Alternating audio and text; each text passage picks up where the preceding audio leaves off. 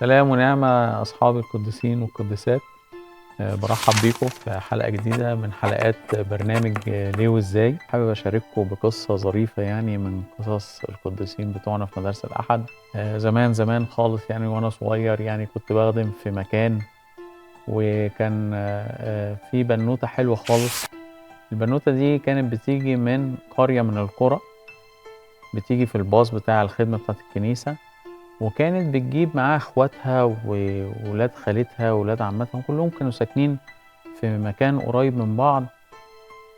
بنوتة كانت صغيرة خالص، كانت في سن 5 ابتدائي 6 ابتدائي على ما أتذكر، لكن كل اللي فاكره إن هي كانت هي القائدة، هي اللي مسؤولة عن المجموعة ديت، كانت عاملة زي أمهم بالظبط. المجموعة دي كانت تقريبا بتتكون من 13 أو 14 طفل، كانت هي المسؤولة عنهم. وما ينفعش بأي حال من الأحوال إن حد فيهم ما يجيش مدارس الأحد.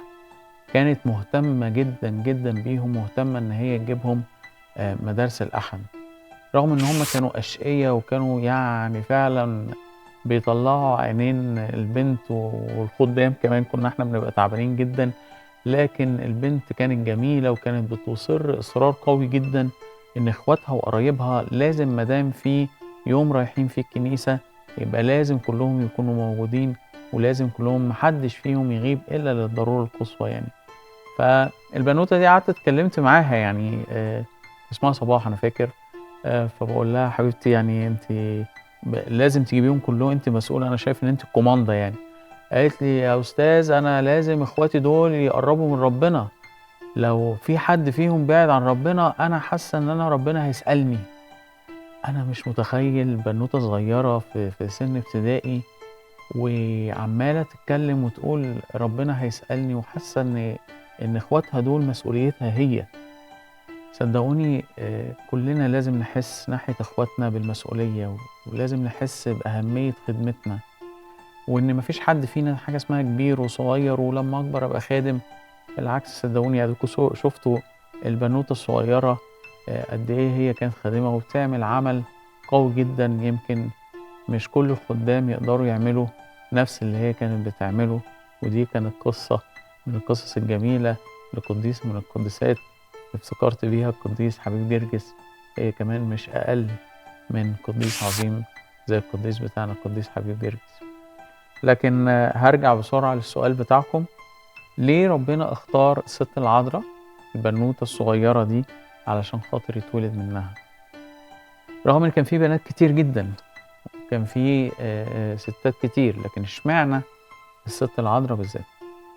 اولا فتاة بنوتة يعني ما تكونش اتجوزت، والست العذراء ما كانتش متجوزة، لان النبوة كانت كده ان هو هيتولد من فتاة، وذا عذراء تحبل وتلد ابنا، فلازم تبقى عذراء مش متجوزة وفتاة، تبقى بنوتة صغيرة. طب اشمعنى بقى بالذات يعني الست العذراء يعني اللي ربنا جه واتولد منها؟ حقيقة الأمر إحنا لو بصينا كده في بداية قصة الست العذراء، حتى لما مامتها وباباها راحوا ودوها الهيكل، يعني مفيش أي حاجة هي عملتها خالص يعني. لكن تعالوا نتفرج كده على قلب الست العذراء في حاجة زي مثلا معجزة تحويل الماء لخمر في عرس قنا الجليل. يعني هي كانت معزومة في الفرح، والظاهر إن حد من الجيران يعني، وكان السيد المسيح موجود وبعض من التلاميذ، وهي حست إن في حاجة مش مظبوطة بتحصل، فحبت تشاركهم وتعرف إيه الحكاية وإيه الموضوع.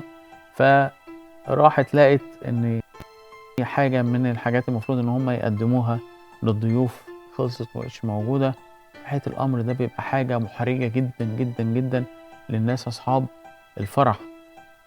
أنا عازم ناس وجايب ناس من أماكن بعيدة، والناس جاية فرحانة وإحنا فرحانين مش عايزين نزعل حد، فتخيلوا إن في حد يبقى قاعد زعلان وهم حاسين إن في حد زعلان. أدركت الست العذراء على طول بقلبها الحنين وإحساسها بالمسؤولية ومحبتها الجميلة، وراحت للسيد المسيح من غير ما تقول لحد، ما قالش لحد خالص، وهي عارفة إن ده هو ربنا، هو اللي في إيده كل حاجة، وبمنتهى الثقة.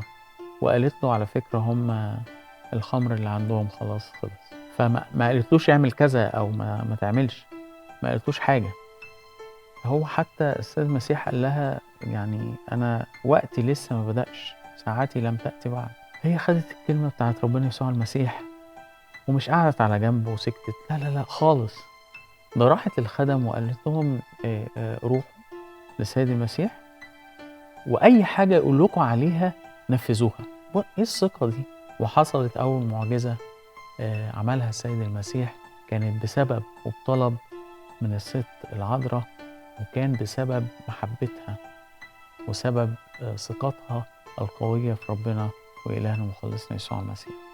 قد إيه المحبة الجميلة اللي ما بتخرجش من أي قلب، ده حد بيحب الخدمة، ده حد بيحب الناس، دي شخصية جميلة جدا. وعشان كده الآية الجميلة اللي احنا ممكن نحفظها النهاردة بتقول ايه؟ محبة الرب ليكن لي كقولك، ودي موجودة في إنجيل القديس لوقا إصحاح 1 آية 38. ربنا يحافظ عليكم ويسندكم، ونشوفكم بنعمة ربنا الحلقة الجاية. سلام، ربنا معاكم ويسندكم.